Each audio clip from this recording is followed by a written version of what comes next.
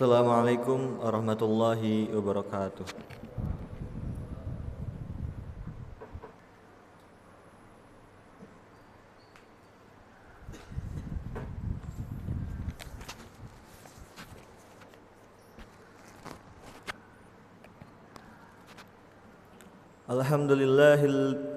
Alhamdulillahil jalali wal ikram alladzi a'azzana bil Islam wa akramana bil iman wa nawwara qulubana bil Qur'an. Wassalatu wassalamu ala sayyidina Muhammadin alladzi 'alan nujum wal kawakib al 'idham wa ala alihi wa ashabihil kiram. Wa asyhadu an la ilaha illallah wahdahu la syarika lah wa asyhadu anna Muhammadan abduhu wa rasuluhu alladzi la nabiyya ba'dah, amma ba'du.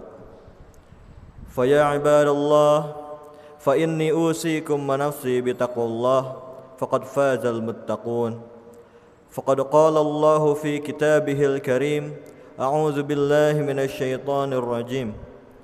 Ya ayyuhan nasu ittaqu rabbakumul ladzi khalaqakum min nafsin wahidah wa khalaqa minha zawjaha wa batha minhuma rijalan katsiran wa nisaa wattaqullaha alladzi tasaaluna bihi wal arham innallaha kana 'alaikum raqiba.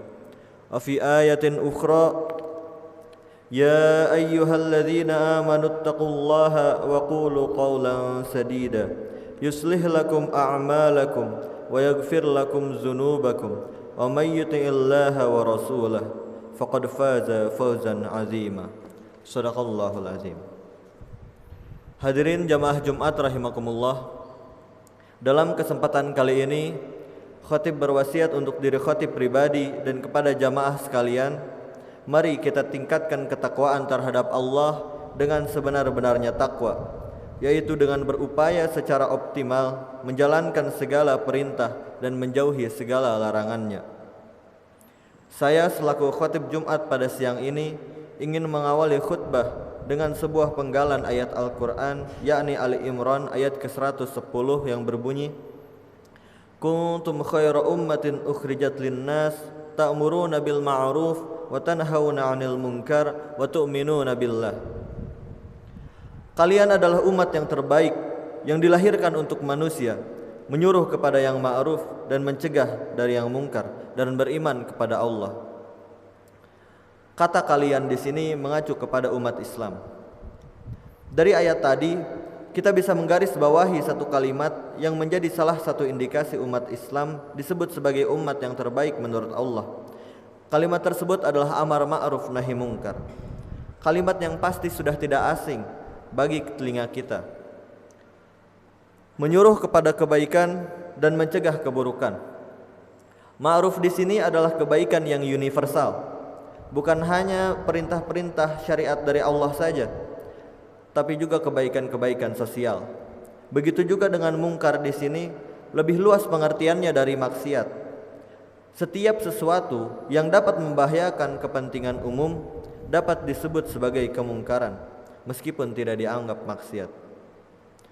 Yang jadi pertanyaannya sekarang adalah, kenapa amar ma'ruf nahi mungkar ini begitu penting sehingga menjadi salah satu indikasi umat Islam adalah umat yang terbaik yang pernah dilahirkan untuk manusia. Hadirin jamaah Jumat rahimakumullah. Alasan pertama adalah karena pelaksanaan amar ma'ruf nahi mungkar ini menjadi sebab dari tegaknya sebuah peradaban. Kita bisa mengambil contoh di masa kepemimpinan Rasulullah sampai Khulafaur Rasyidin. Peradaban Islam begitu kuat karena saling nasihat menasehati dalam kebaikan dan juga mencegah kemungkaran. Contoh lain yang bisa kita ambil sekarang adalah Jepang. Walaupun Jepang bukan negara dengan mayoritas muslim, seperti yang sudah saya sebutkan tadi, amar ma'ruf nahi mungkar ini bukan hanya di hal-hal yang berkaitan dengan syariat saja, tapi juga di hal-hal umum. Contohnya kebersihan. Jepang juga melaksanakan yang namanya amar ma'ruf nahi mungkar. Sedari kecil mereka sudah dibiasakan disiplin dengan kebersihan. Dan hasilnya Jepang merupakan salah satu negara yang terbersih di dunia. Alasan yang kedua, mengapa amar ma'ruf nahi mungkar ini penting adalah karena amar ma'ruf nahi mungkar bisa menjadi ladang amal bagi seorang muslim. Sebagaimana hadis riwayat Imam Muslim, "Man sanna fil Islam sunnatan hasanatan, falahu ajruha wa ajru man amila biha ba'dahu, min ghairi an yankusa min ujurihim syai'. Wa man sanna fil Islami sunnatan sayyi'ah, kana alaihi wizruha wa wizru man amila biha min ba'dih, min ghairi an yankusa min auzarihim syai'." Barang siapa yang membuat sunnah hasanah, kebaikan dalam Islam, maka dia akan memperoleh pahala dan pahala orang yang mengikutinya tanpa mengurangi pahala mereka sedikit pun. Dan barang siapa yang membuat sunnah sayyi'ah, keburukan dalam Islam, maka ia akan mendapatkan dosa dan dosa orang yang mengikutinya dengan tanpa mengurangi dosa mereka sedikit pun. Contohnya saja, jika kita mengajak satu orang untuk sholat berjamaah di masjid, dan orang itu akhirnya sholat berjamaah di masjid, insya Allah kita akan mendapatkan pahala yang sama dengan pahala orang yang tadi kita ajak. Itu baru satu orang. Bagaimana jika kita mengajak banyak orang? Maka sungguh ladang amal terbuka luas untuk orang-orang yang sering mengajak kepada kebaikan. Lalu alasan ketiga, mengapa kita harus melakukan amar ma'ruf nahi mungkar dan tidak boleh hanya berdiam diri ketika melihat suatu kemungkaran, adalah karena jika tidak ada orang-orang baik yang mengajak pada kebaikan dan mencegah kemungkaran, maka orang-orang jahat akan merasa tenang, orang-orang jahat akan merasa benar, orang-orang jahat akan merasa bebas melakukan kemungkaran di muka bumi ini. Maka dari itu, kita jangan hanya berdiam diri. Sejalan dengan hadis Nabi yang artinya, siapa saja di antara kalian yang melihat kemungkaran, maka hendaklah dia ubah dengan tangannya. Apabila dia tidak mampu, maka dengan lisannya. Apabila masih tidak mampu, maka dengan hatinya. Dan itulah iman yang paling lemah. Jika kita memiliki kekuasaan, maka kita akan lebih leluasa berbuat baik, berbuat amar ma'ruf nahi mungkar dengan cakupan yang sangat luas.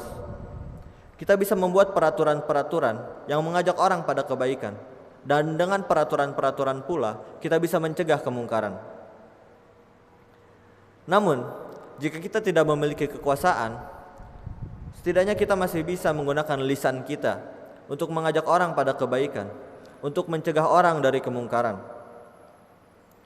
Jika tidak bisa lewat lisan, sekarang ada sosial media, ada Twitter, ada Instagram. Kita bisa menggunakan sosial media itu untuk media amar ma'ruf nahi mungkar. Tapi jika masih tidak memiliki kemampuan untuk itu, setidaknya hati kita ini membenci perbuatan-perbuatan yang mungkar. Bukan hanya diam, bukan hanya berdiam diri dan tidak memiliki sikap, seolah-olah abai dari perbuatan mungkar. Tapi sedikitnya kita harus resah ketika melihat perbuatan-perbuatan mungkar terjadi di depan mata kita. Hadirin jamaah Jumat rahimakumullah. Terakhir, alasan keempat, mengapa amar ma'ruf nahi mungkar ini penting adalah agar kita terselamatkan dari azab Allah. Sesuai dengan Quran surat Hud ayat 117 yang berbunyi, "Wa ma kana rabbuka liyuhlikal qura bidzulmi wa ahluha muslihun." Yang artinya, dan Tuhanmu tidak akan membinasakan negeri-negeri secara zalim selama penduduknya orang-orang yang berbuat kebaikan. Di sini Allah memberikan sebuah janji tidak akan mengazab suatu daerah selama penduduknya secara umum masih melakukan perbaikan-perbaikan sosial, tanpa memandang benar atau salah akidah mereka. Karena benar atau salahnya akidah itu adalah urusan Allah nanti di yaumul kiamah. Hadirin jamaah Jumat rahimakumullah. Amar ma'ruf nahi mungkar ini bisa kita terapkan dimanapun dan kapanpun kita berada. Di rumah, kita bisa mengajak keluarga kita untuk sholat berjamaah, ngaji bareng, ataupun hal-hal lain yang bermanfaat. Di sekolah, jika posisinya sebagai guru atau tenaga pendidik, bisa lebih leluasa melaksanakan amar ma'ruf nahi mungkar karena guru di sekolah adalah orang yang memiliki kekuasaan untuk membuat peraturan. Guru berhak untuk membuat peraturan yang tujuannya mengajak murid-muridnya berbuat baik, yang tujuannya mencegah murid-muridnya berbuat hal buruk. Jika posisinya sebagai murid, juga tetap bisa melaksanakan amar ma'ruf nahi mungkar. Contohnya saja seperti mengajak teman ke masjid, mencegah teman dari bolos sekolah, ataupun mencegah pembulian. Itu semua amar ma'ruf nahi mungkar. Begitu juga jika di lingkungan masyarakat, kantor, pemerintahan, atau dimanapun kita berada, kapanpun itu, jika kita bisa melaksanakan amar ma'ruf nahi mungkar, maka lakukanlah. Tetapi tetap ada hal-hal yang harus diperhatikan. Di antara hal-hal yang harus diperhatikan adalah kita harus melakukannya dengan berakhlakul karimah. Kita tidak boleh melewati batas-batas adat, batas-batas agama, batas-batas norma sosial, ataupun batas-batas peraturan undang-undang. Hindari menggunakan kekerasan, karena biasanya jika dengan kekerasan, maka nantinya akan timbul kemungkaran-kemungkaran yang lain. Padahal tujuan awalnya adalah untuk mencegah kemungkaran. Lalu yang kedua, hal yang harus kita perhatikan adalah sedikitnya kita mempunyai ilmu tentang apa yang akan kita serukan dan apa yang akan kita larang. Mengapa kita mengajak orang melakukan sesuatu? Mengapa kita mencegah orang dari sesuatu? Setidaknya kita harus tahu alasannya. Lalu yang ketiga, hal yang harus kita perhatikan juga adalah cara yang kita gunakan. Cara mengajak orang dewasa untuk berbuat kebaikan tentunya beda dengan cara kita mengajak kebaikan pada anak kecil. Cara mencegah kemungkaran dari seorang individu pasti berbeda dengan cara mencegah kemungkaran dari suatu kelompok. Semuanya memiliki cara masing-masing. Lalu terakhir, hal yang juga harus kita perhatikan adalah kita harus tahu secara pasti mana yang ma'ruf dan mana yang mungkar. Tolak ukur yang bisa kita pakai, yang pertama adalah Al-Quran dan Sunnah, yang kedua adalah hati nurani kita, dan yang ketiga adalah norma-norma sosial adat yang berlaku di masyarakat. Mungkin cukup sekian khutbah Jumat dari saya. Mohon maaf jika ada kesalahan. Semoga kita semua bisa menjadi insan yang bukan hanya soleh, tapi juga muslih. Bukan hanya baik bagi diri kita sendiri, tapi juga melakukan perbaikan sosial bagi kemaslahatan umat. Barakallahu li wa lakum fil Qur'anil azim wa nafa'ani wa iyyakum bima fihi min ayati wa dzikril hakim. Aqulu qawli hadza fa astaghfirullahal azim innahu huwal ghafurur rahim.